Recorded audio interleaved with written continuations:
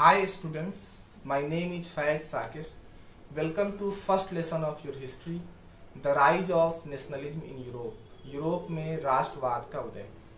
बच्चों, आज के इस वीडियो में हम लोग सेक्शन 3 को पढ़ेंगे, the age of revolutions 1830 to 1848। तो चलिए स्टार्ट करते हैं। Age conservative regimes try to consolidate their power, कहता है कि जब यूरोप में कंजर्वेटिव्स अपने आप को ताकतवर बनाने में लगे थे, liberalism and nationalism came to be increasingly associated with revolution in many regions of Europe. तो कहता है कि उसी दौर में यूरोप के बहुत सारे हिस्सों में आप देखेंगे कि लिबरलिज्म को और नेशनलिज्म को क्रांति से जोड़ कर देखा जा रहा था। यानी कहने का मतलब, जब कंजर्वेटिव्स अपने आप को मजबूत कर रहे थे यूरोप के बहुत सारे हिस्सों में, उसी दौरान देखिएगा कि जो लिबरल्स थे वह जो है क्रांति करने के बारे में सोच रहे थे। Such as the Italian and German states, the provinces of the Ottoman Empire, Ireland and Poland. कहता है कि जैसे इटालियन, मतलब आप देखिएगा इटली जो है 7 हिस्सों में बटा हुआ था वहां पर, या नेपोलियन ने जो 39 जर्मन स्पीकिंग स्टेट्स का एक कन्फेडरेशन बनाया था वहां पर, ऑटोमन एम्पायर के बहुत सारे जो सूबे थे आयरलैंड और पोलैंड में, आप देखेंगे कि जो लिबरल्स जो थे वह क्रांति करने के बारे में सोच रहे थे। उन्होंने वहां पर आने वाले वक्त में क्रांति भी की, जिसको इसमें हम लोगों को पढ़ना है। These revolutions were led by the liberal nationalists belonging to the educated middle class elite, among whom were professors, school teachers, clerks and members of the commercial middle classes। कहता है कि ये जो क्रांति हुई 1830 से लेकर 1848 के दौरान, इसको लीड किसने किया, इसका नेतृत्व किसने किया? तो कहता है क्या कि लिबरल नेशनलिस्ट्स ने किया, जो कि एजुकेटेड मिडिल क्लास से बिलोंग करते थे। इसमें प्रोफेसर्स थे, स्कूल टीचर्स थे, क्लर्क्स थे और कमर्शियल मिडिल क्लास के मेंबर्स थे। The first upheaval took place in France in July 1830। कहता है कि पहली क्रांति जो है वह जुलाई 1830 में हुई फ्रांस में।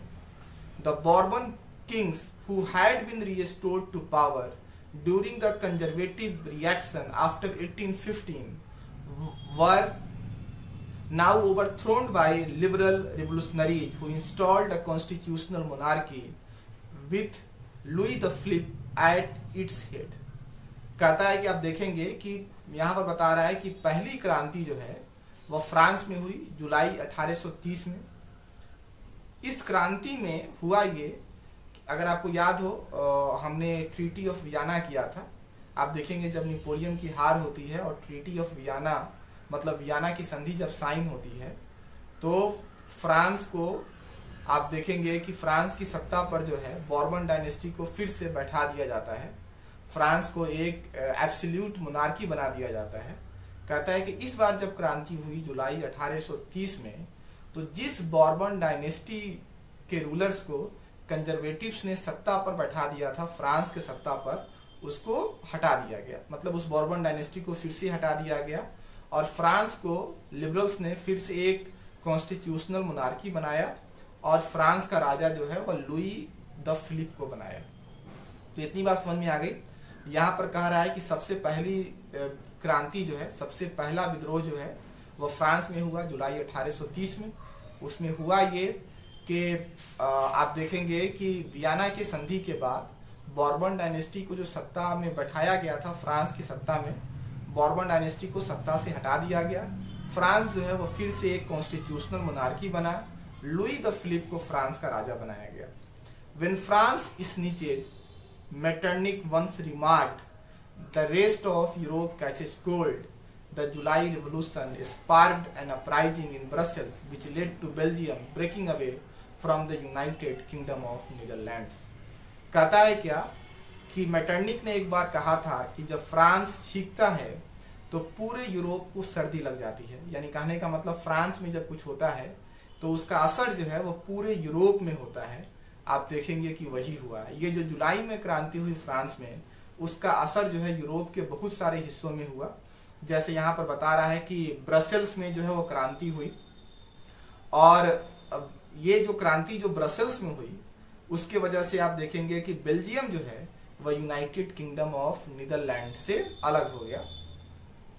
मतलब जो है ब्रसेल्स देखिएगा कि यूनाइटेड किंगडम ऑफ नीदरलैंड जो है ब्रसेल्स में जो क्रांति हुई उसका असर ये हुआ कि बेल्जियम जो है वह यूनाइटेड किंगडम ऑफ नीदरलैंड से अलग होकर एक स्वतंत्र देश बन गया। तो अभी तक हमने पढ़ा कि जब कंजर्वेटिव्स अपने आप को मजबूत बनाने की कोशिश कर रहे थे, उसी वक्त आप देखिएगा कि यूरोप के बहुत सारे हिस्सों में लिबरल्स जो है वह क्रांति करने के बारे में सोच रहे थे, जैसे Italian, German states, Ottoman Empire, Ireland और पोलैंड का जो हिस्सा जो था वहां पर ये जो आप क्रांति जो थी, मतलब जो 1830 से लेकर 1848 के दौरान हुई, उसको लिबरल नेशनलिस्ट ने लीड किया, जो कि एजुकेटेड मिडिल क्लास एलीट से बिलोंग करते थे। मैंने आपको बताया कि पहली क्रांति जो है वह जुलाई 1830 में हुई फ्रांस में, और इसमें हुआ ये कि बॉर्बन डायनेस्टी को सत्ता से हटा दिया गया।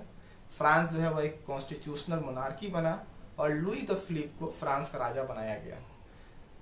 मेटरनिक ने एक बार कहा था कि जब फ्रांस छिपता है तो पूरे यूरोप को सर्दी लग जाती है, यानी कहने का मतलब है कि फ्रांस में जब कुछ होता है तो उसका असर पूरे यूरोप में होता है। यहाँ पर भी आप देखेंगे कि यही हुआ। जब फ्रांस में क्रांति हुई तो इसकी आग ब्रसेल्स तक गई, ब्रसेल्स में भी क्रांति हुई, और इसका नतीजा ये हुआ कि बेल्जियम जो है वो यूनाइटेड किंगडम ऑफ नीदरलैंड से टूटकर एक अलग देश बन गया। कहता है क्या, an event that mobilised nationalist feelings among the educated elite across Europe was the Greek war of independence. Greece had been part of the Ottoman Empire since the 15th century. कहता है कि ये जो नेशनलिस्ट फीलिंग्स का जो संचार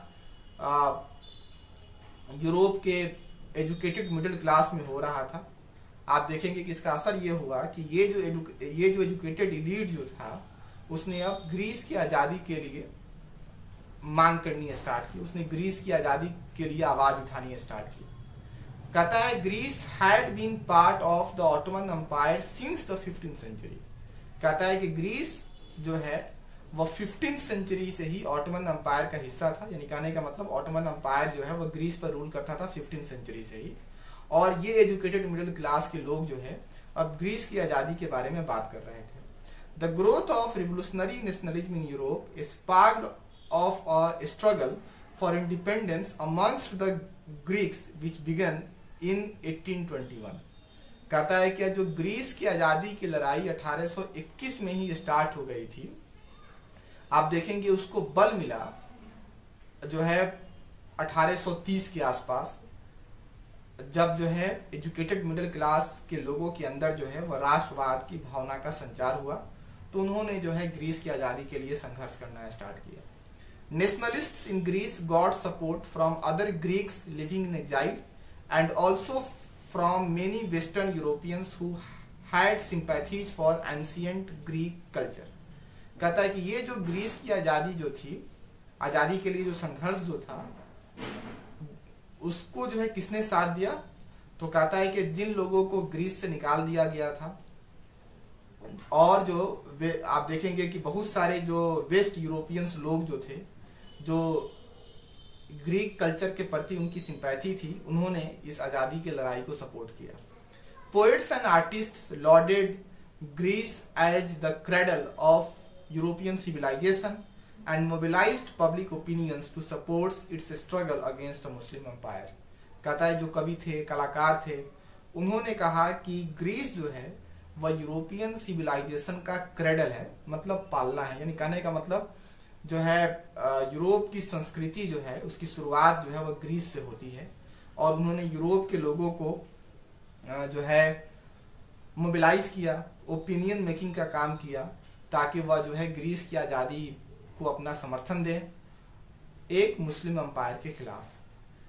the English poet Lord Byron organised funds and later went to fight in the war. कहता है कि एक इंग्लिश पोएट थे जिनका नाम था लॉर्ड बायरन, उन्होंने पैसा वगैरह इकट्ठा किया और वह जंग में गए, मतलब ग्रीस की आज़ादी के लिए जो जंग लड़ी जा रही थी उसमें वो शामिल हुए। Where he died of fever in 1824, जहाँ पर 1824 में फीवर की वजह से उनकी मौत हो गई।